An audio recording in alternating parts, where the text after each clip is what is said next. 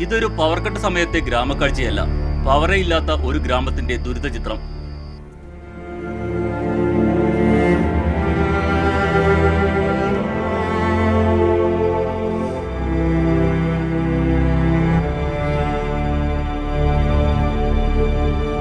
കോതമംഗലത്ത് നിന്ന് പൂയംകുട്ടി റൂട്ടിൽ 28 കിലോമീറ്റർ സഞ്ചരിച്ചാൽ മണികണ്ഠച്ചാലായി.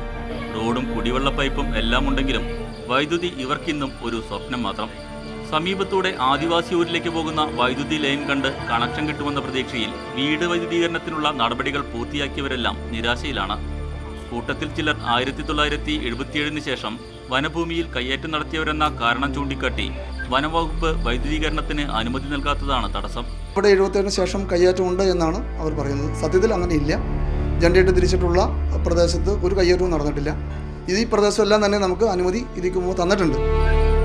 ഇത് അനു. മണ്ണെണ്ണ വിളക്കിന്റെ വെളിച്ചത്തിൽ പഠിച്ച് 10ാം ക്ലാസ്സിൽ എല്ലാ വിഷയത്തിലും A+ഓടെ പാസ്സായ സന്തോഷത്തിലാണ് അനുവും ഒപ്പം ഈ ഗ്രാമവും.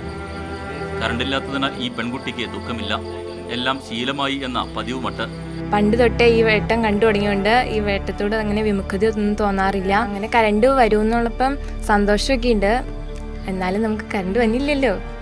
തൊട്ടപ്പുറത്തുള്ള ഗ്രാമങ്ങളെല്ലാം ഹൈടെക്കായി. മൊബൈൽ ചാർജ് ചെയ്യണമെങ്കിൽ ഇവർക്ക് പക്ഷേ കിലോമീറ്ററുകൾ അപ്പുറത്തുള്ള കടയിലെത്തണം. 2011 എറണാകുളം ജില്ല സമ്പൂർണ്ണ വൈദ്യുത ജില്ലയായി പ്രഖ്യാപിച്ചിരുന്നു. ഈ 250 വീട്ടുകാരെ കൂടി കണക്കിൽ ഉൾപ്പെടുത്തും വരെ അത് അങ്ങനെ തന്നെ തുടരും. ക്യാമറാമാൻ സിജോയ്ക്കൊപ്പം അനിൽ കാരാമൽ, മീഡിയ 1 കൊച്ചി.